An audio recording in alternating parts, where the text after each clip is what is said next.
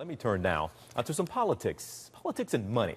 From Tea Party rallies to Occupy Wall Street protests, angry Americans share this common fear. Money corrupts the way Washington does business. CNN senior political analyst David Gergen takes on this issue in an op-ed piece on CNN.com. He joins us now via Cisco camera in Cambridge, Massachusetts. Always good to see you. Most people will hear this. Okay, politics, money, corruption. All right. We just almost accept, unfortunately, do you find, that this is just the way it is? Hey, great shout out to Coach K, TJ. Appreciate that. Money, politics, corruption, yeah, people to come to expect it. But the problem is it's taking different shape. We no longer see the kind of corruption that I saw when I first got to Washington some years ago, and that is a straight payoff to a member of Congress. He just puts it in his pocket and walks off. What we're watching now is something much more insidious, good people caught up in a bad system. The most recent series of allegations surround the notion that there's been insider trading. Members of Congress have access to information that some members of the public may not have. They've been trading in on it, making a lot of money. I think those facts are still to be proven. Clearly, Congress needs rules that are much tougher about how they do their investments. We have tough rules in the executive branch and the judicial branch. We need them in the congressional branch. Okay, but David, on the point you brought up, you said it's a little different now. They used to maybe do a payoff, hand you some cash, and the congressional a member of Congress would put it in their pocket. Okay, but still today you have lobbyists all over the place who are still handing that cash out, but it's via campaign contributions now. Isn't it almost the same thing going on?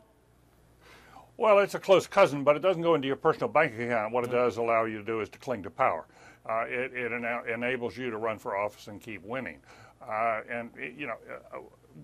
Mike Zuckerman and I just wrote a blog on CNN pointing people toward a new book by a fellow named Lawrence Lessig, L-E-S-S-I-G, called Republic Lost.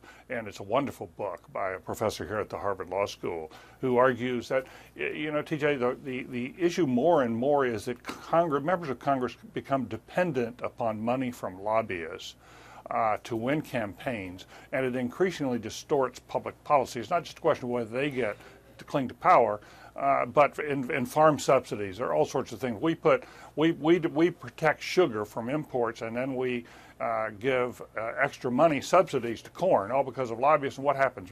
We've got now high fructose corn syrup in a lot of our food, and our kids are getting obese. And there's a direct line between all of those things. Another aspect of this, that the business community, I hear time and again as I travel the country from CEOs who say, I can't invest because I don't know what's going to happen next in Washington. I don't know what kind of laws they're going to pass. I don't know what kind of regulations they're going to put on me.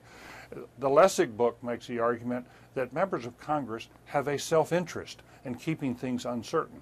If they put a tax law into place and it lasts for 5 or 10 years, they're not going to see a lobbyist on that issue for another 5 years or so.